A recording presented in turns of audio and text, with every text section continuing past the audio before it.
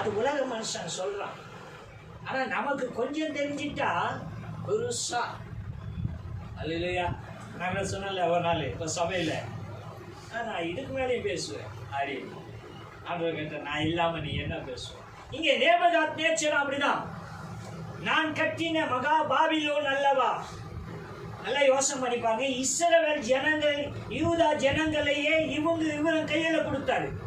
அல்லேலூயா. இவங்க அரெஸ்ட் பண்ணிட்டு வந்துட்டாங்க அவங்க தேசத்துக்கு. இப்ப மொத்த தேசத்தை இவங்க தான் ஆள்றாங்க. அந்த நேபுகாத்நேச்சர் கர்த்தர் மனம் இறங்கினாராம், அநேக காரியங்களை செய்தாராம். ஆனா இவனோ தேவன் விரும்பினவர்களை ஆள செய்கிறார் என்பதை மறந்து இந்த பாபிலோனை பார்த்து சொல்லுகிறான், நான் கட்டின மகா நகரம் என்று சொல்லுகிறான். அவன் வாய் சொல் பெறுவதற்கு முன்பாகவே அங்கிருந்து தூதன் இறங்கி அல்லேலூயா அது ஒன்றும் இல்லாமல் அதமாக்குறார். அல்லேலூயா. அதனாலதான் நம்ம சொல்லுகிறோம், நீங்க பேசுற வார்த்தை ஜாக்கிரதையா இருக்க வேண்டும். அல்லேலூயா. நலமானதை பேசவும் ஜாக்கிரதையா இருங்க. ஏன்னா நம்ம வாயினாலே அறிக்கையிட்டு நம்ம சூழ்நிலைகளை நமக்கு நாமளே என்ன செய்துக்கிறோம், விதைச்சுக்கிறோம். அல்லேலூயா. தேவன் நன்மையை மாத்திரம் தான் அந்த பூமியில விதைச்சாருங்க. அல்லேலூயா. ஆனா அதை நம்ம அநேக நேரங்களில் மறந்து போகிறோம். இது என் சுயத்தினால் சம்பாதித்தது என்று எண்ணுகிறோமே. அப்ப தேவன் அவருடைய மகிமை நமக்கு நம்ம இடத்துல இருந்து நவுத்துறார். அல்லேலூயா.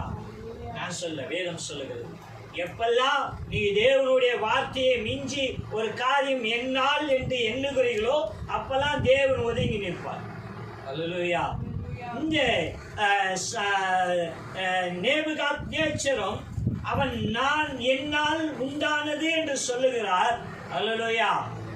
அப்போது அவனுடைய பெருமையினுடைய காரியம் தள்ளப்பட்ட அவர் சொல்றாரு, உன் ராஜ்யம் உன்னை விட்டு தள்ளப்பட்டது. அதுவும் மனிதனுக்குள்ளே இருந்து தள்ளப்பட்டு மிருகத்து சாயல் அடைஞ்சானாம். அல்லேலூயா. மாடு திங்கிற பிள்ளை தின்னானா ஒரு ராஜா. அவனை யாருக்குமே அடையாளம் தெரியலையா. 7 காலம் கடந்து போச்சு. 7 காலம்னா இப்போ நம்ம பார்க்கிறோம், ஒரு காலம் என்பது 7 வருஷம் சொல்றாங்க. சிறையிலெல்லாம் தண்டனை கொடுக்குறாங்களே, 1 ஆயுள் 2 ஆயுள். ஒரு ஆயுள்ன்றது 7 வருஷம் கணக்கெடுக்கிறாங்க. அப்போ ஒருவேளை நான் சொல்லுகிறேன் 7 காலம் என்பது 35 வருஷம் அவன் கடந்திருக்கிறான். ஆமென். அப்போ ஒரே ஒரு வார்த்தை எங்கோ இருந்த அவனை தரையில தள்ளி மண் புழுதிக்கு மத்தியில பிள்ளை மேய்ந்தானா. அல்லேலூயா. எப்படிங்க அப்படின்னா, தேவன் நீ அவரை மகிமைப்படுத்தும் போது அவர் உனக்குள்ளா இருந்து தேவன் நம்மளை மகிமைப்படுத்துகிற தேவனா இருக்கிறார். அல்லேலூயா.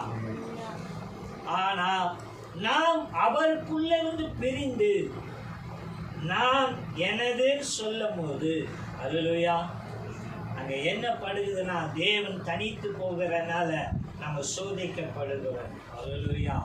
இந்த நேபுகாத்நேச்சரை தேவன் முன்குறித்தாரு, தெரிந்து கொண்டாரு. தமது ஜனங்களை அந்த இடத்துல மகிமைப்படுத்தபடிக்கு தம் ஜனம் சொல்வதை அவர் மேன்மைப்படுத்தபடிக்கலாம் செய்கிறார். அல்லேலூயா.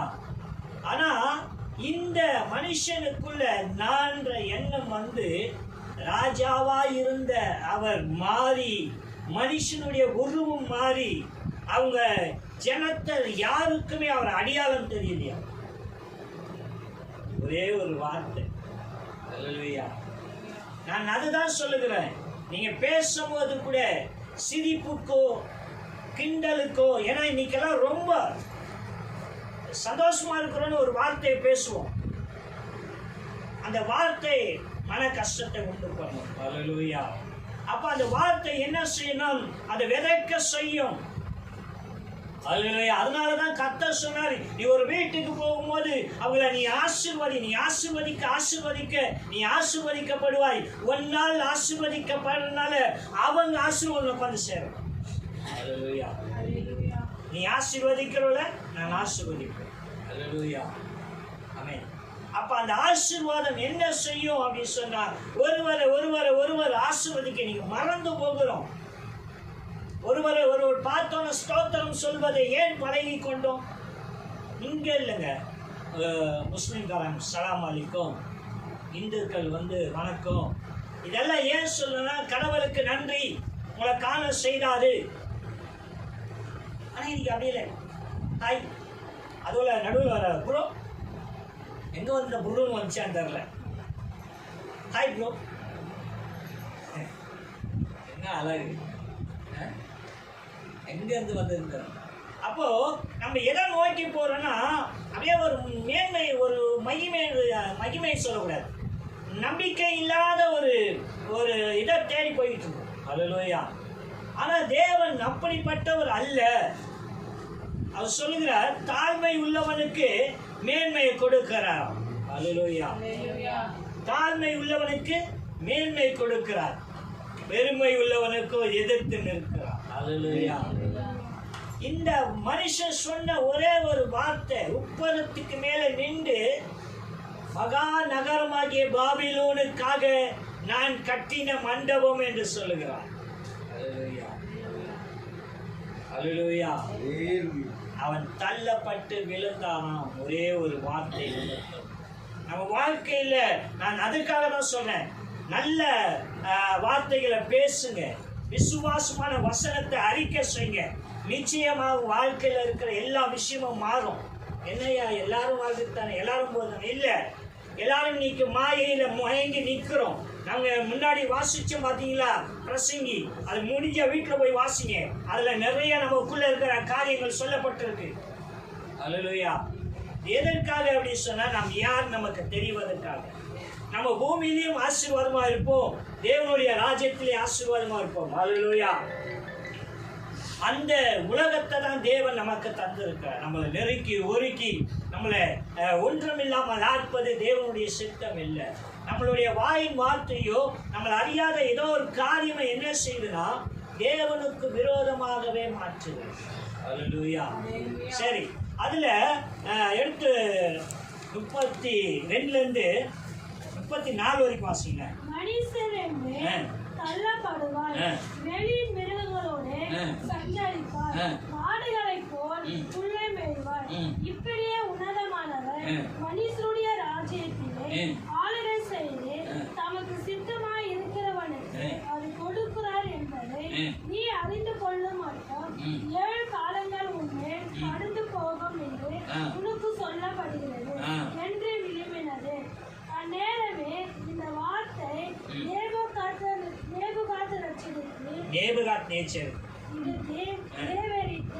அவன் மனுஷன் என்று தள்ளப்பட்டு மாடுகளைப் போல் புல்லை மேய்ந்தான். அவனுடைய தலைமை கழுகளுடைய இறகுகளைப் போலவும் அவனுடைய நகங்கள் பட்சிகளுடைய நகைகளைப் போலவும் வளர மட்டும் அவன் சரீரம் ஆகாயத்து பணியிலே நனைந்தது. அந்த நாட்கள் சென்ற பின்பு நேபுகாத்நேச்சாராகிய நான் என் கண்களை வானத்துக்கு ஏறெடுத்து என் புத்தி எனக்கு திரும்பி வந்தது, புகழ்ந்து மகிமைப்படுத்தினேன். அவருடைய கர்த்தத்துவமே நித்திய கர்த்தத்துவம், அவர் ராஜ்யமே தலைமுறை தலைமுறைக்கும் நிற்கும். அல்லேலூயா. நினைவு வந்தவனே அவன் உணர்ந்தானா. அல்லேலூயா. இது தேவனுடைய செயல். அல்லேலூயா. தேவன் தான் எல்லாத்துக்குமான மகத்துவம் என்று சொல்லி. அல்லேலூயா. அவன் சொன்ன ஒரு வார்த்தைக்கு 7 காலங்கள் அவன் புரட்டப்பட்டான். அல்லேலூயா. அப்போ எப்போது அந்த நாட்களிலே தேவன் சொன்னதெல்லாம் அவனுக்கு சம்பவித்ததான்.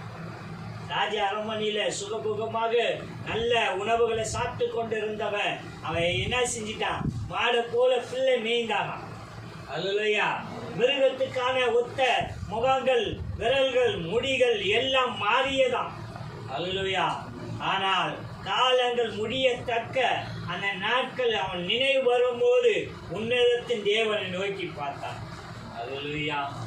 அவன் நினைவுகள் எல்லாம் அறிக்கைக்குதான், நீர்தான் பெரியவர், உம்மை என்று வேறு ஒன்றும் இல்லை. கீழே வாசிச்சிங்கன்னா மறுபடியும் அவன் சொன்னான், அவர் தான் பெரியவர், அவருக்கான ஈடு ஒன்றும் இல்லை, அவர் தான் சகலத்தையும் படைத்தவர், அவர் தான் யாரை விரும்புகிறார். அதனால தான் சொல்றோம்ல, ஜெபம் பண்ணும்போது ராஜாக்களை தள்ளி ராஜாக்களை ஏற்படுத்துகிற தமக்கு விருப்பம் உள்ளவங்களை ஆளுங்க செய்கிறார்களாம்.